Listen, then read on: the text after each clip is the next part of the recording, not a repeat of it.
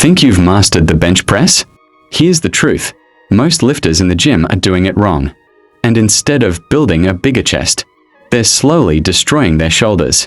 So, before you load up that bar, let's fix your form and make sure every rep actually builds strength. Build curiosity and common mistakes. Now, here's what I see all the time. People bouncing the bar off their chest, flaring their elbows way too wide, or arching their back like a bow. It might feel powerful in the moment, but those habits set you up for injury and wasted gains. Let me ask you this. If your goal is to build a bigger, stronger chest, why give away half the benefits by letting sloppy form take over? Pause briefly. Here's the thing. When you fix just a few key details, your bench press instantly feels smoother, safer, and way more powerful. I'll walk you through it step by step. Step 1. Setup and foundation. Simple layer. Think of your body like a skyscraper. If the foundation is weak, the whole building collapses. Same thing here. Before you even touch the bar, set your feet flat on the ground and lock them in place. Your legs are not just decoration. They drive stability through your entire body. Now, lie back and pinch your shoulder blades together, almost like you're trying to hold a pencil between them. That creates a solid platform for your chest to push from. Step 2. Hand and grip. Intermediate layer. Here's where most people mess up. They grip the bar too wide or too narrow. A good rule? Line up your hands just outside shoulder width. Your wrists should stack directly over your elbows when the bar comes down. And speaking of wrists, keep them straight. Don't let them bend backward. Imagine punching the ceiling. That's the kind of alignment you want every single rep.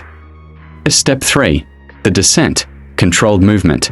Now, here's where control beats ego. Lower the bar slowly, aiming for your mid-chest, not your neck, not your stomach.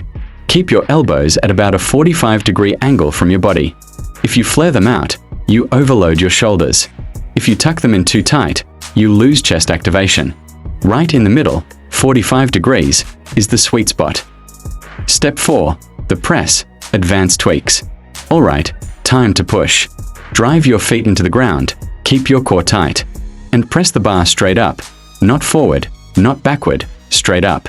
Think of it like moving an elevator, not a roller coaster. Here's the light bulb moment. You're not just pushing with your chest. Your triceps, shoulders, core, even your legs are all working together. That's why the bench press is so powerful. It's a full body movement when done right. A wrong versus right contrast. Let's recap a few wrong versus right moves. Wrong. Bouncing the bar off your chest. Right. Lowering under control, tapping the chest lightly. Wrong. Wrists bent back. Right. Wrists stacked over elbows. Wrong. Elbows flared out like chicken wings. Right. Elbows tucked at 45 degrees. Every small fix adds up to big strength. Closing challenge and motivation. So here's your challenge. Load the bar light, strip away the ego, and try 10 flawless representatives with everything we just covered. Feel the difference? That's your chest, shoulders, and triceps finally working in harmony. Remember, anyone can push weight, but true strength comes from precision. Master the basics now, and the heavy numbers will follow later. Keep practicing, keep refining, and I promise, your bench press will never feel the same again.